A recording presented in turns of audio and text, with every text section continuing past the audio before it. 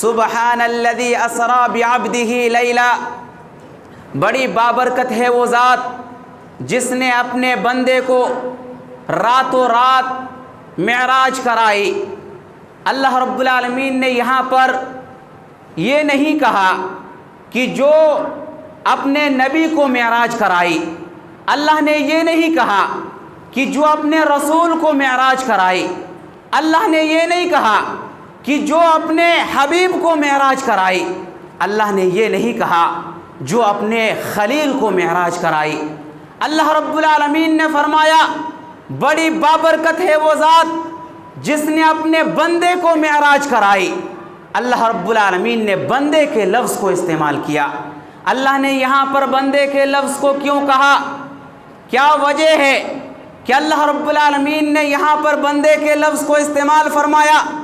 اللہ رب العالمین نے یہاں پر بندے کے لفظ کو استعمال کر کے دنیا والوں کو اور بالخصوص مسلمانوں کو یہ پیغام دیا کہ اے مسلمانوں، اے دنیا کے لوگوں، اس بات کو یاد رکھو کہ میرا نبی آج کے اس عظیم واقعے کے باوجود، آج کے اس عظیم مقام و مرتبے پر فائز کیے جانے کے باوجود، میرا نبی مقام محمود پر فائز کیے جانے کے باوجود، میرا نبی سدرۃ المنتہا پر پہنچ جانے کے باوجود، وہ میرا نبی میرا بندہ ہے، میرا نبی بندگی کی صفت سے متصف ہے۔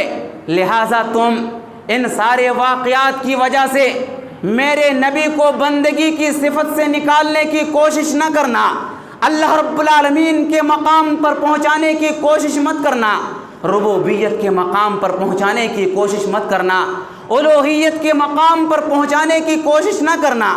اللہ رب العالمین نے بندے کے لفظ کو ذکر کر کے میرے نبی کی شان کو اور زیادہ بڑھا دیا، میرے نبی کی عظمت کو اور زیادہ بڑھا دیا۔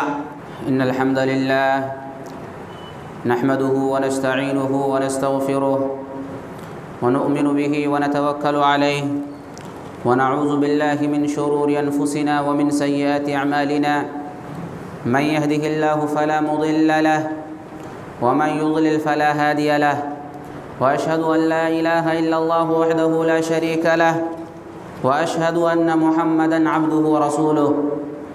أما بعد فإن خير الحديث كتاب الله، وخير الهدي هدي محمد صلى الله عليه وسلم، وشر الأمور محدثاتها، وكل محدثة بدعة، وكل بدعة ضلالة، وكل ضلالة في النار۔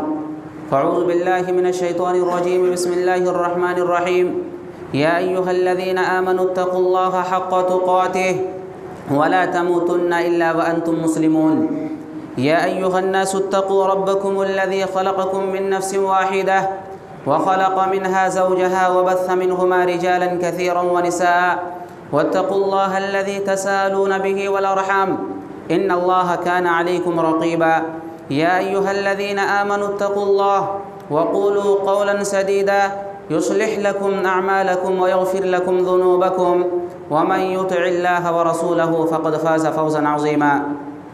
وقال تعالى في كلامه المجيد، بسم الله الرحمن الرحيم، سبحان الذي أسرى بعبده ليلا من المسجد الحرام إلى المسجد الأقصى الذي باركنا حوله لنريه من آياتنا إنه هو السميع البصير۔ محترم سامعین کرام، بزرگان دین، نوجوانان ملت اسلامیہ اور خواتین اسلام، آج کے اس خطبہ جمعہ میں مجھے آپ حضرات کے سامنے جس عنوان پر گفتگو کرنی ہے وہ عنوان ہے معراج کا پیغام۔ انشاءاللہ العزیز کتاب و سنت کی روشنی میں اس سلسلے میں کچھ باتیں آپ کے سامنے عرض کرنے کی کوشش کروں گا۔ اللہ رب العالمین سے دعا ہے کہ رب العالمین مجھے حق بات کہنے، کتاب و سنت کے مطابق بیان کرنے، ہم سب کو حق بات سننے اور اس پر عمل کرنے کی توفیق عطا فرمائے، آمین۔ حضرات، رجب کے مہینے میں ہر سال معراج کے بارے میں پروگرام منعقد کیے جاتے ہیں۔ جلسے منعقد کیے جاتے ہیں اور آپ ان جلسوں میں شرکت بھی کرتے ہیں، اہل علم کے بیانات بھی سنتے ہیں، نعتیہ کلام بھی سنتے ہیں، تو ظاہر سی بات ہے معراج کے بارے میں آپ کو بہت ساری باتیں معلوم ہوں گی۔ سچ پوچھیں تو آج کے اس خطبہ جمعہ میں آپ حضرات کے سامنے معراج کا واقعہ بتانے والا نہیں ہوں، بلکہ معراج کا یہ جو واقعہ ہے، یہ واقعہ ہمیں کیا پیغام دیتا ہے، یہ واقعہ ہمیں کیا سبق دیتا ہے۔ پیارے نبی صلی اللہ علیہ وسلم کی زندگی میں یہ جو واقعہ پیش آیا، اس واقعے سے ہمیں اور آپ کو کیا ملا، ہماری زندگی پر، ہمارے اخلاق پر، ہمارے کیریکٹر پر، ہمارے بیہیویئر پر، ہمارے نیچر پر اس واقعے سے کیا اثر پڑا، اس سلسلے کی کچھ باتیں آپ کے سامنے عرض کرنے کی کوشش کروں گا۔ حضرات، سب سے پہلے معراج کا مطلب سمجھ لیں۔ معراج کہتے کس کو ہے؟ معراج یہ عروج سے بنا ہے۔ عروج کا مطلب ہوتا ہے چڑھنا۔ ہمارے پیارے نبی صلی اللہ علیہ وسلم براق کے اوپر سوار ہو کر کے ساتواں آسمان کی سیر کی۔ آپ صلی اللہ علیہ وسلم نے جنت کے مناظر دیکھے، جہنم کے مناظر دیکھے، آپ نے اللہ رب العالمین سے ملاقات کی، انبیاء کرام سے ملاقات کی، اللہ رب العالمین نے آپ کو کچھ تحفے دیے، اللہ رب العالمین نے آپ کے اوپر کچھ وحی کا نزول کیا۔ اس پورے واقعے کو معراج کہا جاتا ہے۔ معراج یہ عروج سے بنا ہے، اور عروج کا مطلب ہوتا ہے چڑھنا، کیونکہ پیارے نبی صلی اللہ علیہ وسلم براق کے اوپر سوار ہو کر کے ساتوں آسمانوں کے اوپر چڑھے تھے۔ آپ نے بلندی کا سفر طے کیا تھا، اس وجہ سے اس واقعے کو معراج کا واقعہ کہا جاتا ہے۔ حضرات، معراج کو سمجھنے کے بعد سوال یہ ہے کہ یہ سفر پیارے نبی صلی اللہ علیہ وسلم کو نیند کی حالت میں روحانی طور پر کرایا گیا، یا پھر یہ سفر پیارے نبی صلی اللہ علیہ وسلم کو بیداری کی حالت میں جسمانی طور پر کرایا گیا؟ اس سلسلے میں امام طحاوی رحمۃ اللہ علیہ اہل سنہ والجماعہ کا عقیدہ بیان کرتے ہوئے العقیدہ طحاویہ کے اندر لکھتے ہیں: والمعراج حق وقد اسری بالنبی صلی اللہ علیہ وسلم وعرج بشخصه في اليقظة إلى السماء ثم إلى حيث شاء من العلا وأوحى إليه ما أوحى وأكرمه الله بما شاء۔ یہ العقیدہ طحاویہ کی روایت ہے۔ امام طحاوی رحمۃ اللہ علیہ فرماتے ہیں کہ معراج کا یہ واقعہ بالکل سچا واقعہ ہے۔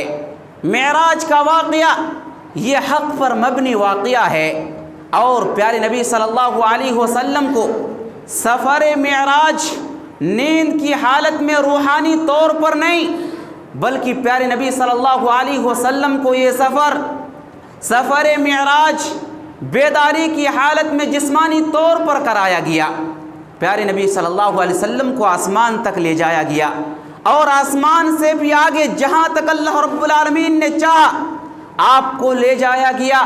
اللہ رب العالمین نے حسب منشا آپ کی تکریم کی، اور جتنا چاہا آپ کے اوپر وحی کا نزول فرمایا۔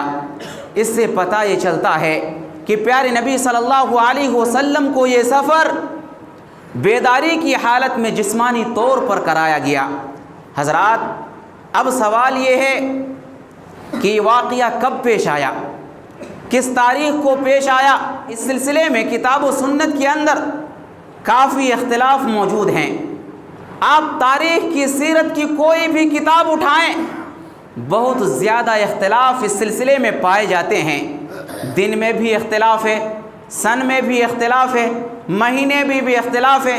یہی وجہ ہے کہ حافظ ابن حجر العسقلانی رحمۃ اللہ علیہ فتح الباری کے اندر اس سلسلے میں کہ معراج کا واقعہ کب پیش آیا 10 سے زائد اقوال کو نقل فرمائے ہیں۔ حضرات، ہم آپ کے سامنے اختلاف کو ذکر کرنا نہیں چاہتے، میں آپ کے سامنے صرف یہ بات رکھنا چاہتا ہوں کہ اگر اللہ رب العالمین چاہتا تو معراج کے دن کو، معراج کی رات کو، معراج کی تاریخ کو متعین کر دیتا اور اس میں کوئی اختلاف نہ ہوتا، اس میں کوئی بھی انتشار نہ ہوتا، کوئی اختلاف نہ ہوتا۔ لیکن اس میں اختلاف ہے، اس میں بھی کوئی نہ کوئی مصلحت ہے۔ معراج کا مقصد صرف یہ نہیں ہے کہ معراج کے نام پر صرف جشن منا لیا جائے، معراج کے نام پر پروگرام کر لیے جائیں، معراج کے نام پر جلسے کر لیے جائیں، جلوس نکال لیے جائیں۔ مقصد یہ نہیں ہے، بلکہ مقصد یہ ہے کہ معراج کے اس واقعے کو یاد کر کے، معراج کے اس واقعے نے ہمیں اور آپ کو کیا پیغام دیا ہے، ہمیں اور آپ کو کیا سبق دیا ہے، اس سبق کو ہم اور آپ حاصل کرنے کی کوشش کریں۔ حضرات، جب آپ قرآن مجید کو اٹھائیں گے، قرآن مجید کو پڑھیں گے، تو آپ دیکھیں گے کہ اللہ رب العالمین نے معراج کے اس واقعے کو قرآن مجید کی ایک ہی آیت کریمہ کے اندر پرو دیا ہے۔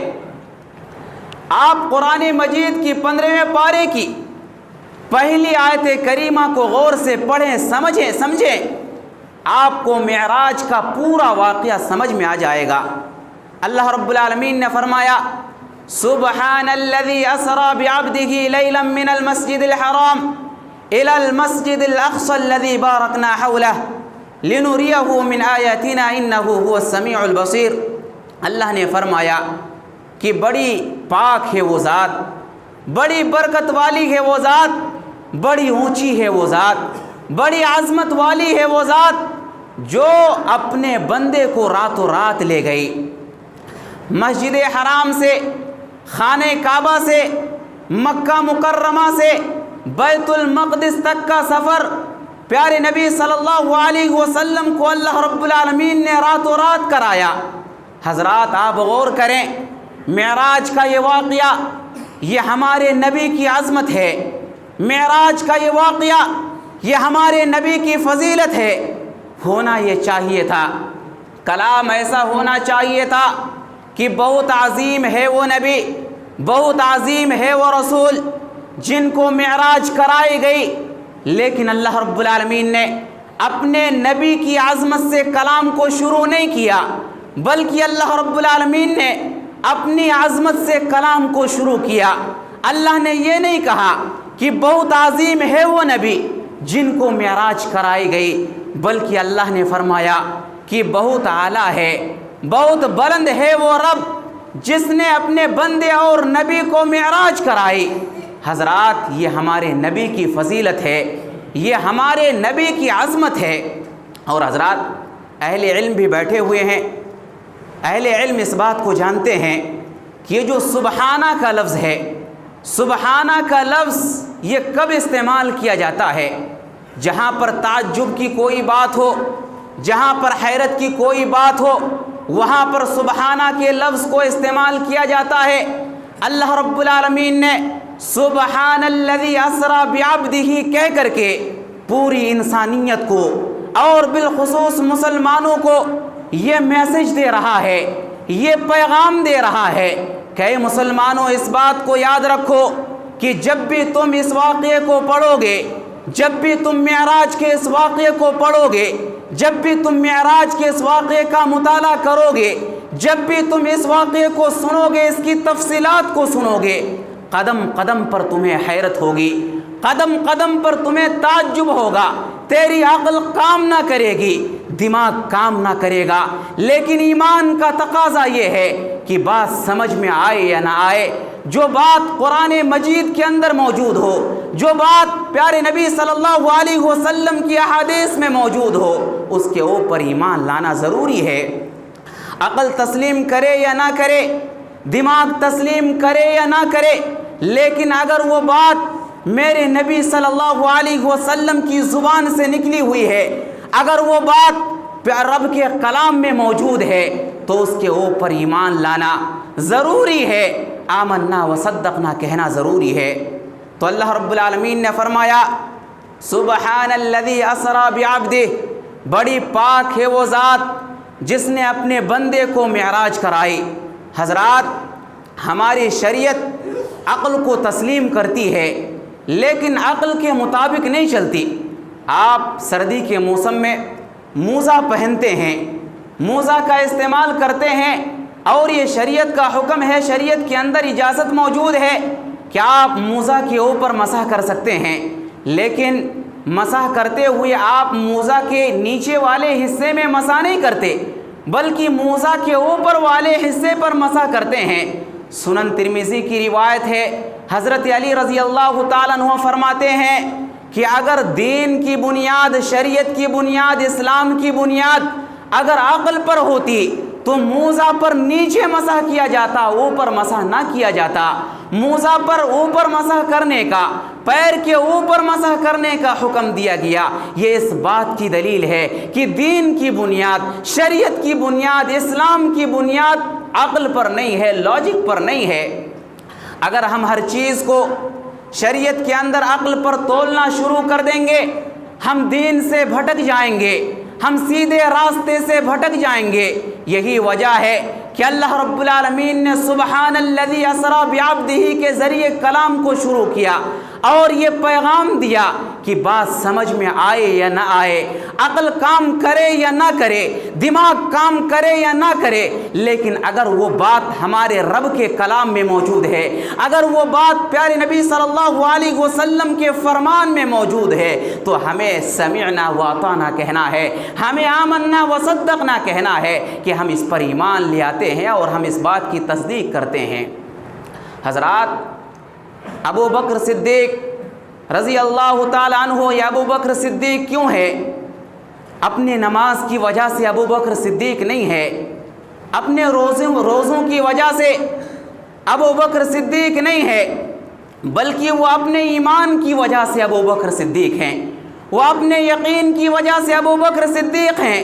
معراج کا واقعہ ہوا، پیارے نبی صلی اللہ علیہ وسلم معراج کے سفر سے واپس لوٹے، پیارے نبی صلی اللہ علیہ وسلم نے کفار و مشرکین کے سامنے یہ بات رکھی کہ میں راتوں رات بیت المقدس سے ہوتا ہوا اور ساتوں آسمان کا سیر کرتا ہوا تمہارے درمیان آیا ہوں۔ جب یہ بات کفار و مشرکین نے سنا، کفار و مشرکین نے مذاق اڑایا، کفار و مشرکین نے آپ کو ساحر اور جادوگر کہا، پاگل کہا، مجنون کہا۔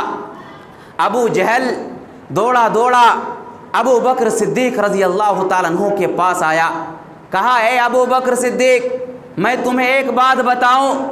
کہا کیا بات ہے بتاؤ۔ ابو جہل نے کہا کیا تم اس بات کو مانو گے کہ اگر کوئی انسان یہ دعویٰ کرے کہ وہ ایک ہی رات میں مکہ سے بیت المقدس جا کر کے واپس آ گیا ہے، کیا تم اس بات کو تسلیم کرو گے؟ حضرت ابو بکر صدیق نے کہا نہیں، میں اس بات کو تسلیم نہیں کروں گا۔ کیوں؟ اس وجہ سے کہ اس دور کے حساب سے مکہ سے بیت المقدس تک کا سفر 40 دن کا سفر ہوا کرتا تھا۔ ابو جہل نے پوچھا اے ابو بکر، اگر کوئی انسان یہ دعویٰ کرے کہ وہ ایک ہی رات میں مسجد حرام سے بیت المقدس جا کر کے واپس آ گیا ہے، کیا تم اس بات کو تسلیم کرو گے؟ ابو بکر نے کہا نہیں، میں اس بات کو تسلیم نہیں کروں گا۔ ابو جہل نے کہا اے ابو بکر، تمہارے نبی، تمہارے آقا، وہ نہ صرف یہ کہ یہ کہہ رہے ہیں کہ وہ بیت المقدس سے واپس آئے ہیں، بلکہ وہ یہ کہہ رہے ہیں کہ رات کے ایک حصے میں بیت المقدس سے ہوتا ہوا ساتوں آسمان کا سیر کرتا ہوا مکہ مکرمہ پہنچ گئے ہیں۔ حضرت ابو بکر صدیق نے پوچھا اے ابو جہل، کیا تم نے یہ بات میرے نبی کی زبان سے سنی ہے؟ کہا کہ ہاں، تمہارے نبی کی زبان سے ہم نے یہ بات سنی ہے، تمہارے نبی کی زبان سے ہم نے یہ بات سنی ہے۔ حضرت ابو بکر صدیق رضی اللہ تعالیٰ عنہ اس موقع سے بلا تأمل کہتے ہیں، اگر تم نے یہ بات میری نبی کے زبان سے سنی ہے، اگر تم نے یہ بات میرے آقا کی زبان سے سنی ہے تو ہم آمنا و صدقنا کہتے ہیں، ہم اس بات پر ایمان لے آتے ہیں، ہم اس بات کی تصدیق کر سکتے ہیں۔ کیوں؟ اس لیے کہ میرے نبی اپنی جان دے سکتے ہیں لیکن اپنی زبان سے کبھی جھوٹی بات نہیں کر سکتے۔ حضرات، میرے نبی کو ابو بکر صدیق پر کتنا یقین تھا، کتنا بھروسہ تھا۔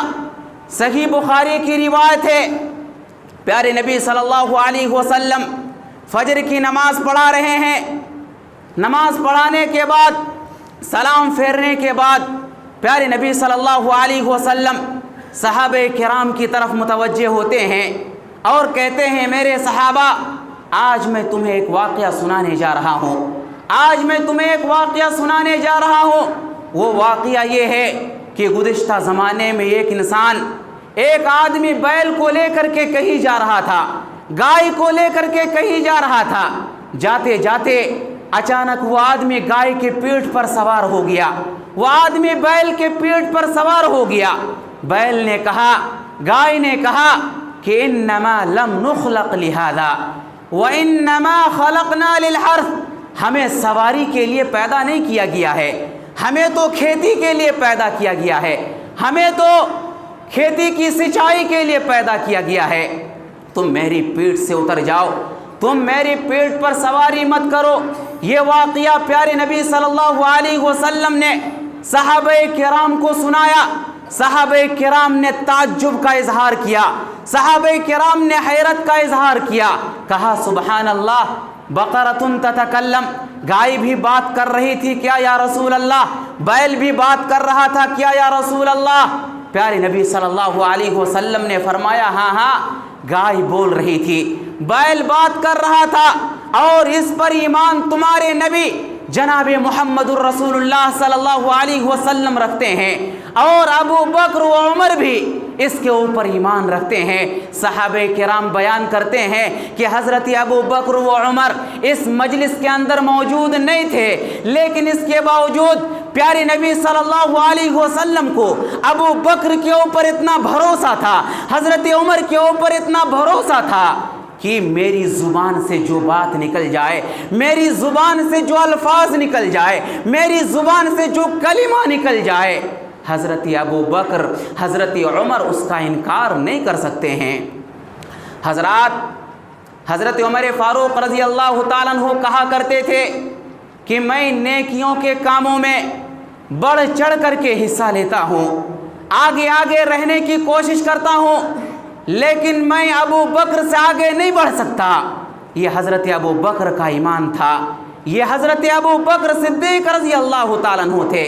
تو اللہ رب العالمین نے فرمایا، سبحان الذی اسری بعبدہ، کہ بڑی بابرکت ہے وہ ذات جس نے اپنے بندے کو معراج کرائی۔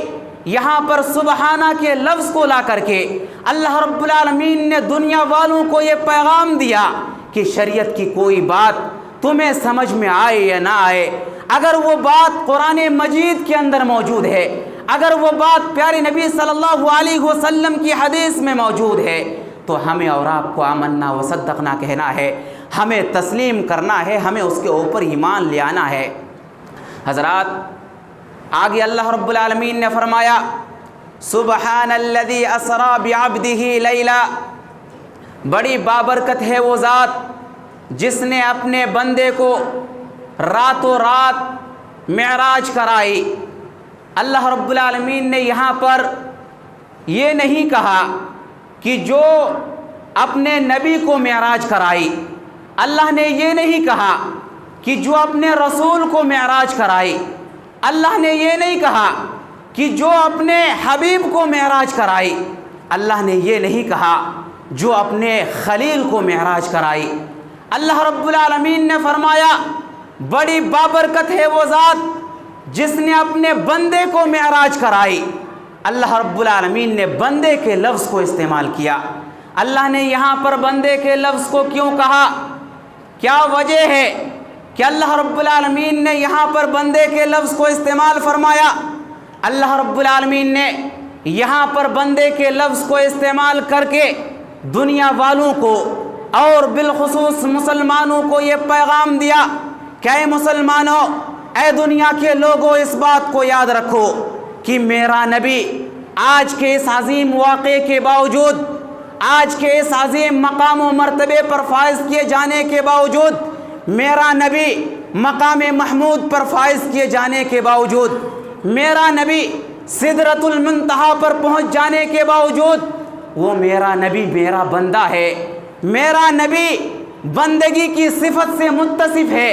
لہٰذا تم ان سارے واقعات کی وجہ سے میرے نبی کو بندگی کی صفت سے نکالنے کی کوشش نہ کرنا، اللہ رب العالمین کے مقام پر پہنچانے کی کوشش مت کرنا، ربوبیت کے مقام پر پہنچانے کی کوشش مت کرنا، الوہیت کے مقام پر پہنچانے کی کوشش نہ کرنا۔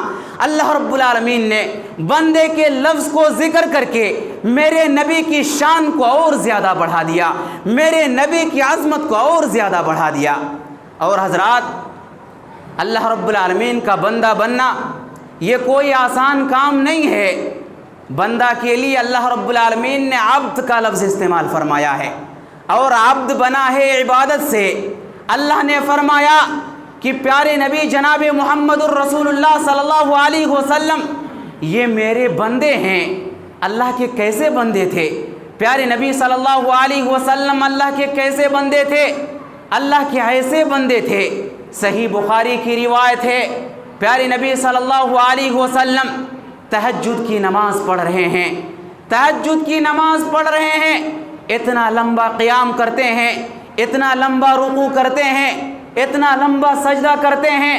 اما عائشہ صدیقہ رضی اللہ تعالیٰ عنہا کہتی ہیں، یا رسول اللہ، آپ کو اتنی محنت کرنے کی کیا ضرورت ہے؟ آپ کو اتنی مشقت کرنے کی کیا ضرورت ہے؟ آپ تو اللہ کے آخری نبی ہیں، آپ تو اللہ کے آخری رسول ہیں، آپ کے اگلے پچھلے سارے خطاؤں کو اللہ نے معاف کر دیا ہے۔ اللہ رب العالمین نے آپ کو مقام محمود پر فائز کیا ہے، اس کے باوجود آپ اتنی محنت کیوں کرتے ہیں؟ پیارے نبی صلی اللہ علیہ وسلم فرماتے ہیں، افلا اکون عبدا شکورا، اے عائشہ، اللہ رب العالمین نے مجھ پر اتنے انعامات کیے، اللہ رب العالمین نے مجھے اتنا بڑا مقام دیا، اللہ رب العالمین نے مجھے اتنی عظمت دی، اتنی عزت دی، کیا میں اپنے رب کا شکر گزار بندہ نہ بنوں؟ کیا میں اپنے رب کا شکریہ ادا نہ کروں؟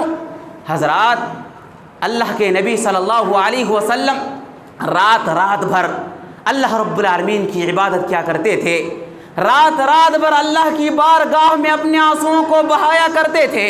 یہی وجہ ہے کہ اللہ رب العالمین نے معراج کے واقعے کو بیان کرتے ہوئے بھی اللہ نے یہ کہا کہ پیارے نبی صلی اللہ علیہ وسلم یہ میرے بندے ہیں۔ حضرات، اللہ کا بندہ بننا یہ کوئی آسان کام نہیں ہے۔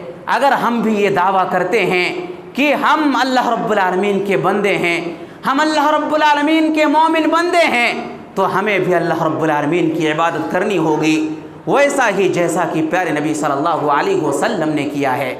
حضرات، معراج کا واقعہ کیسے پیش آیا، اس سلسلے میں بہت ساری روایتیں ہیں۔ بہت ساری روایتوں کا خلاصہ میں آپ کے سامنے 1-2 منٹ بیان کر کے اپنی بات کو ختم کروں گا کہ پیارے نبی صلی اللہ علیہ وسلم اپنی چچا زاد بہن ام ہانی کے گھر پر سوئے ہوئے تھے، اور مکمل طور پر سوئے نہیں ہوئے تھے۔ ام ہانی ابو طالب کی بیٹی تھی، ام ہانی بنت ابی طالب۔ پیارے نبی صلی اللہ علیہ وسلم کہتے ہیں کہ میں مکمل طور پر سو نہیں رہا تھا، بلکہ سونے اور جاگنے کی کیفیت میں تھا۔ اتنے میں گھر کی چھت پھٹی اور حضرت جبریل امین آئے، اور وہ مجھے لے کر کے خانہ کعبہ کے پاس لے گئے۔